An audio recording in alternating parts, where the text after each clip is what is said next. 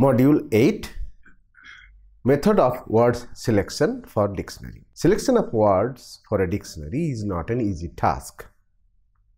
It has to be measured against various issues and factors fitted with the questions of identity of words in a language. There are several important questions directly linked with selection of words for a dictionary. In simple estimation, as a dictionary compiler, we have to address the following issues while compiling words for a dictionary. We have to decide quite clearly if all the words that are used in a language should be here in the dictionary or not.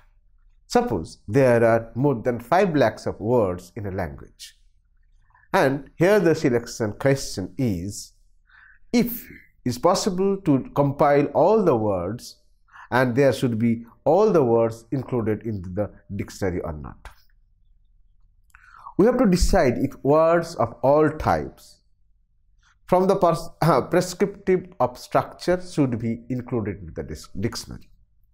Should we take all inflected, conjugated, derived, affixed, compounded and reduplicated forms into the dictionary, or there should be any measure to delimit the number of entries in the dictionary? We have to decide if words of all origin should be in the dictionary. Suppose we are developing a monolingual Bangla dictionary, and in that case it has to be decided if words of Sanskrit, Tatsama, Tadbhava, Hindi, Odia, Urdu, Assamese, Santali and other Indian languages should be included into the list. Similarly, we have to decide if all English, Persian, Arabic, Portuguese and words of other origin should be included in the list or not. We have to decide how many foreign words should be there in the dictionary. For a language like Bangla, it is very difficult to decide about how many English words should be there in the dictionary, because the number of English words in Bangla is increasing at a high rate. Here it becomes a challenging issue to decide which words are to be there in the list and which are not to be ignored from the list. We have to decide words from which domains or subject areas should be included in the dictionary. If it is a general dictionary, then on principle we have to justify whether the specialized vocabulary from the domains of medicine, technology, engineering, law, business, trade and commerce, biology, chemistry, etc. should be there or not. And if so, how many words from these domains should be taken into the list? We have to decide if word formative elements like affixes, case markers, tense markers, person markers, particles, emphatic markers, enclitics, which have no independent use in a language, should be there in the lexical list of a dictionary. Normally, these are listed in the stock as these are treated as lexicographic words, even though these are not considered as linguistic word in general sense. We have to decide if the alphabets used in the script of a language should there be in the lexical list. Normally, each letter, mostly vowel and consonant graphemes, used in the alphabet are included into the list and are treated according as their respective places in the dictionary, if the words are alphabetically arranged in the dictionary. A special dictionary has the option open for ignoring these characters as well as the word formative elements, but a general reference dictionary cannot ignore these characters. We have to decide if multi-word units like set phrases, idioms, proverbial expressions, etc. should be there in a dictionary. In case of a special dictionary, we can have the liberty to ignore them, while in the case of a general reference dictionary, we are mostly inclined to include them. Although it is not possible to include all the multi-word units found in a language, a moderate number of forms or the most frequently used forms may get their entry into the lexical list of a dictionary. The exhaustive list of idioms and proverbs may be developed as separate dictionaries or special dictionaries, dictionaries of idiomatic expressions, dictionary of proverbial expressions in a language. In the following sections, we shall mostly focus on these issues, keeping in mind form and content of a general reference dictionary. Planning. Dictionary planning is a long, complex and time-consuming task. Preparation of dictionaries may take several years. First, we need to decide what kind of dictionary you want to develop, since the subsequent work will differ accordingly to the type of a dictionary. A monolingual general dictionary, for example, will cover words available in one language. All entry words and their definitions or meanings will be given in the same language. In practice, it will contain those words which belong to various spheres of life. It will carry additional information about the spelling, pronunciation, grammar, meaning, etymology, usage, and various other aspects of words. Although it may vary in size, it will aim to cover all the regular aspects of the words included into the list. It cannot, however, include the entries, lexical stock or entire lexical stock of a language, since language is a vibrant aspect of the human society that changes with time. No dictionary, except that of a dead language, can handle all the words found in a language. At this stage of planning, we need to decide about various issues of dictionary making. As there is hardly any scope for large-scale changes at a later stage, we need to adhere to the basic issues before we can start the actual work. To stick to the plan, it is always useful to prepare a blueprint that will contain detailed description and meticulous instructions regarding the collection of data, selection of lexical items, compilation of word lists, the structure of the dictionary entry, orthography and pronunciation, definition, grammatical information, semantic information, usage, phraseology, citation, illustrations, etc. The blueprint will contain a few simple entries also. It may also contain information about the scope of the dictionary, its purpose and its readership, the range of coverage, etc. Data collection. After the planning stage is over, the next step is the collection of relevant data that can represent the language in a homogeneous form. Practically, databases are usually developed by collecting representative text samples from literature, arts, social sciences, natural sciences, commerce, medicine, technology, newspapers, magazines, advertisements, and other sources which are considered representative of a language. Collection of data will differ for different types of dictionary. We can collect data from written text samples if a language has written literature. For unwritten languages, data can be collected from spoken texts samples using fieldwork methods. In collecting data for written languages, records should be kept regarding the sources from which the material is collected and the methods followed in collecting the data. The nature of the source material also differs from different types of dictionary. For a historical dictionary, the collection is based on the available representative texts of the language from the earliest periods to the present. Data can be examined keeping in view their evidential value from the perspective of ancestral languages, cognate languages, descendant languages, donor or recipient languages, as well as substratum and superstratum languages. The source materials for the learner's dictionary are collected from contemporary literary texts and made available in dictionaries. Materials for children's dictionaries are usually collected from textbooks, writings, answer scripts, notebooks, and children's compositions. For a bilingual dictionary, Existing monolingual dictionaries are taken as a source materials. Also, the resources of a bilingual dictionary include translations, which provide new technical terms and other words related to the life and culture of the people of the source language. Materials of a normative dictionary are extracted from creative literature, texts on technical and scientific subjects, history, philosophy, logic, etc., as well as from journals and newspapers. These resources are good for extracting words and phrases newly introduced into the language, as well as words and phrases used in new senses. Special terms introduced in the language are also found in such sources.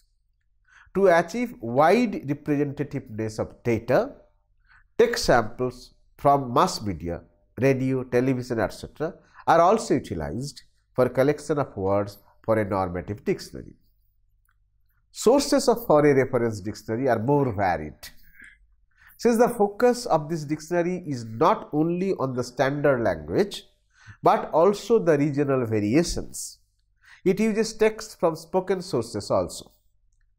Extraction is made from different types of spoken text to add variety to the lexical stock used in it. Text from various discourse types, narration, dialogues, eyewitness accounts, conversations, arguments, etc. are also used as source material for this kind of dictionary. The collection of data from all the above sources may not be enough for a large dictionary.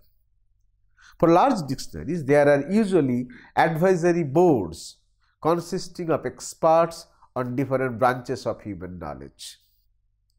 The experts not only provide terms special to their discipline, but also help at a larger state to give definitions of these terms. Even common people can assist by providing materials for dictionaries.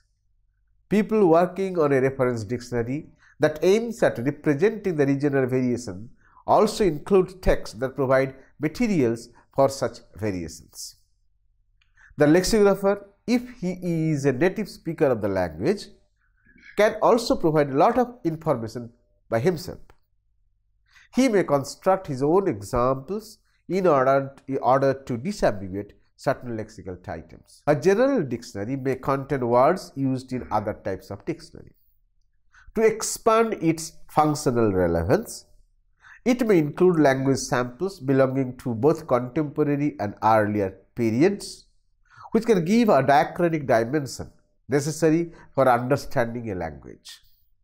At the time of dictionary planning, it is needed to decide whether it will be based on purely contemporary materials or include texts of earlier years.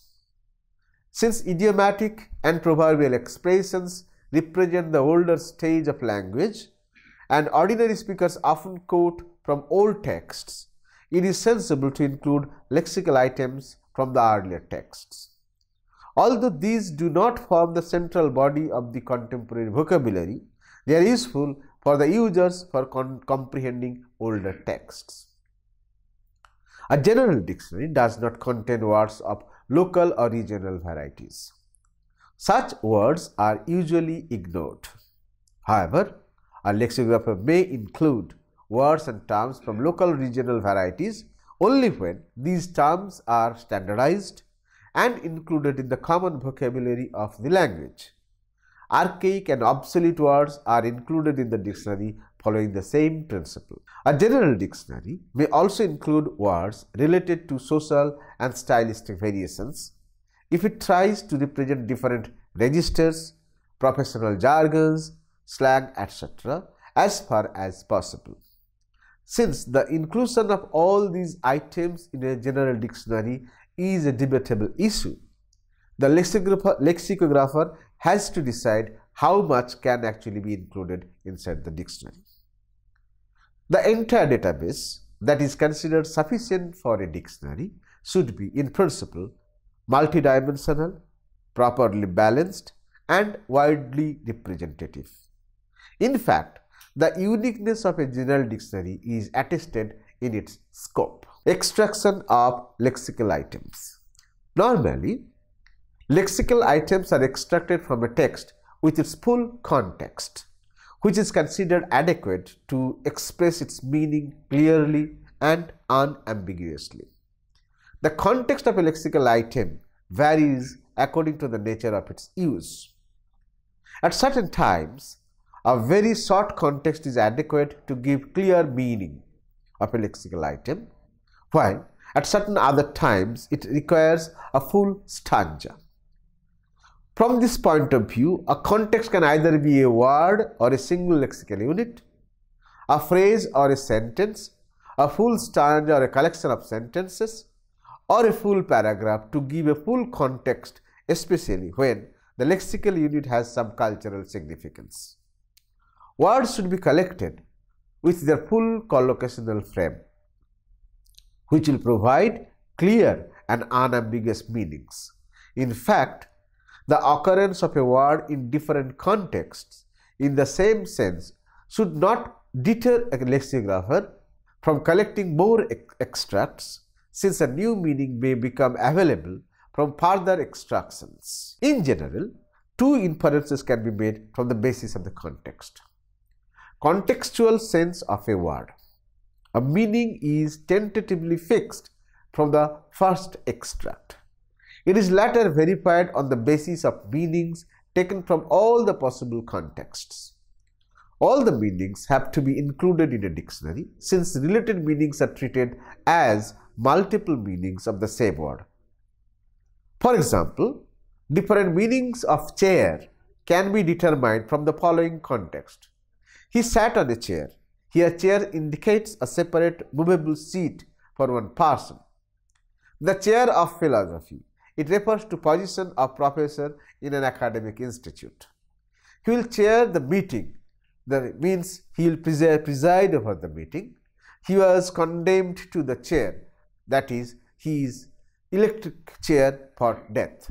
Abstractions of the canonical forms can be made, which will be used as headwords. In extracting depleted, incomplete and ambiguous context should be avoided, since they cannot give full and clear meaning. For instance, in a context such as he gave me a ring, the word ring may mean a metal ring or a telephone call. The lexicographer has to examine such contexts and collect only those which are self-sufficient to determine the meaning of a lexical unit. The nature of extractions is also related to this. What type of extractions should be done from different sources? Although an ideal situation is to extract data from all the existing texts, there are practical difficulties in dealing with enormous amounts of data. Therefore, extraction has to be selective. From this point of view, extraction can be general and special. In case of general extraction, lexical units of general nature are normally selected. Also, lexical units belonging to definite thematic groups are extracted for their general meanings. For example, from a general text on the sky and the sea, words related to climate are extracted without any specifications of their technical meanings. Special extraction is done in order to find special technical meanings of words belonging to any subject field. For example, we can get a detailed list of linguistic terms in their special meanings from a book on general linguistics. Similarly, the name of flora in their special meanings can be found in a book on botany. Textbooks of different subjects may provide details of technical terms related to particular branch of knowledge. Selection of lexical items. Lexical items are selected after the extractions of a large list of words obtained from various text samples. While selecting the lexical items, the following issues have to be taken into consideration. New words. New words are important in dictionary compilation. Since new objects, ideas and concepts are continuously created or adopted by a speech community, the lexical stock of a language can never remain static.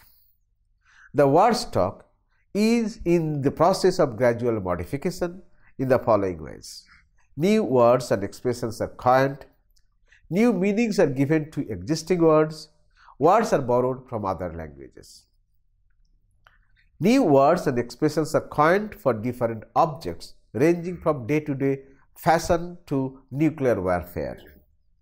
Some neologisms are ephemeral. They are born today to die tomorrow. Neologisms depend on some extra linguistic conditions, and as soon as they disappear, the word denoting them tend to disappear as well. Some may have longer life. From individual and occasional uses, they become more frequent and are gradually accepted in the vocabulary. The inclusion of such lexical items in a dictionary is always problematic. It is often claimed that they should not be included until they become a part of the regular vocabulary of a language. However, one of the roles of a dictionary is to record neologism as well. Obsolete and archaic words. These words should also be considered for inclusion. As new words are born in a language, old words die. When some concepts and objects become outdated, words and expressions for them become also obsolete. Similar process applies to archaic words which are not found in general use but has a rare occurrence in specific text types. A modern dictionary which is based on contemporary language can ignore such words, but a general dictionary which aims at helping readers to understand older texts will definitely include them. Some of the words and phrases used by earlier writers may have functional relevance for modern users also. On similar principle, old and archaic idioms, phrases, and proverbs will have the right to be included in a general dictionary, although they are considered obsolete. Scientific and technical terms. It is a debatable issue if scientific and technical terms should be included in a general dictionary. The influx of technical terms in a language is considerable. Every day, new technical terms are coined or new meanings are attached to the old terms. The problem in the selection of technical terms is related to their commonness, that is, frequency of use among the people, acceptability, whether it is properly used by the people, and the ambiguity, whether they are referring to multiple senses. The question is whether these four terms should be included in a dictionary and be given preference over their common counterparts. Since a general dictionary can hardly cover all the special terms, a dictionary maker should be selective. Proper names. The inclusion of proper names in dictionary also create problems. Since proper names do not form a part of a language system, it is questionable whether they should be included in dictionary. However, some proper names attain special significance in the course of the history of a language and become an integral part of the national culture. Thus, if a name is intimately connected with the people as a vital part of its cultural fabric, it should be included in the dictionary. Names of national heroes, mythological characters, etc. should find their place in dictionary. For instance, names like Christ, Muhammad, Bethlehem, Vatican, etc. convey more than their referential meaning. Therefore, these names should be included in a dictionary. In some cases, proper names are used as the basis to derive new words. For example, the word Marx is used to generate forms like Marxism, Marxist, Marxian, and many others.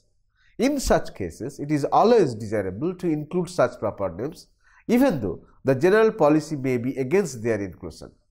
Similarly, when proper names are converted to common nouns as, say, Romeo, Casanova, they should be included in the dictionary. Function words. Since function words have no referent, they have no lexical meaning.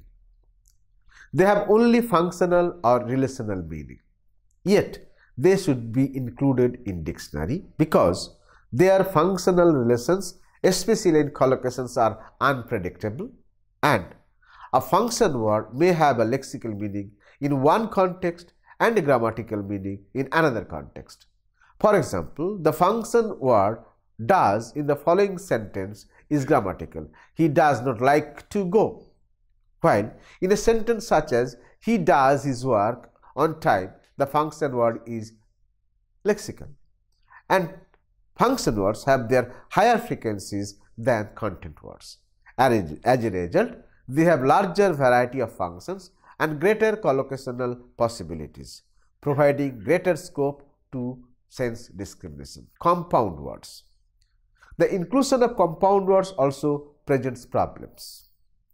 The peculiarities related to their formal and semantic characteristics should be kept in mind in considering their inclusion in dictionary. Formally, the components used to form a compound are united phonetically and or orthographically, since they are characterized by the unity of stress, intonation, spelling, hyphen, etc. Some constituting components may not undergo any morphophonemic change while entering into a compound. For example, the Sanskrit word Nagarbasi, one who lives in city, or Nilkamal, blue lotus, or Kal Ratri, the night on which death occurs, etc. These are compounds where there is no morphophonemic change among the words combined to generate compounds. On the other hand, some components may undergo morphophonemic changes while forming a compound. In such cases, the morphophonemic change is so significant that the components lose their formal identity. Such compounds are very common in the Indian languages. Think, for example, the Sanskrit word Dampati, which is made from the words Jaya and Pati. The final form of the compound is actually derived from two separate nouns which have lost their actual orthographic identity. Such compound should be treated as single word units and included into the dictionary. Since compound words function as single lexical units, they are automatic candidates for inclusion in dictionary. However, longer compounds consisting more than 2 or 3 components are not usually included in dictionary because their meanings are mostly possible to infer from the meanings of the individual components. Because of this reason, a dictionary normally includes compound words made of 2 or 3 components, while larger compounds are usually ignored. In case of some compounds, formative components do not lose their meanings, so that the meaning of the compound is equivalent to the combined meanings of its constituents. For example, mailbox, graveyard, movie maker, maidservant, snowfall, schoolgirl, seawater, road light, etc. On the other hand, the meaning of some compounds cannot be deducted from the combined meanings of its components.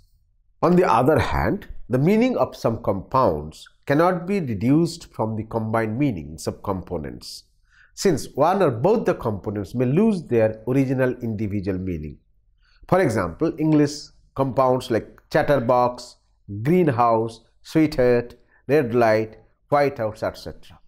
Many Sanskrit compounds and Bangla compounds known as Bahubri compounds fall in this group.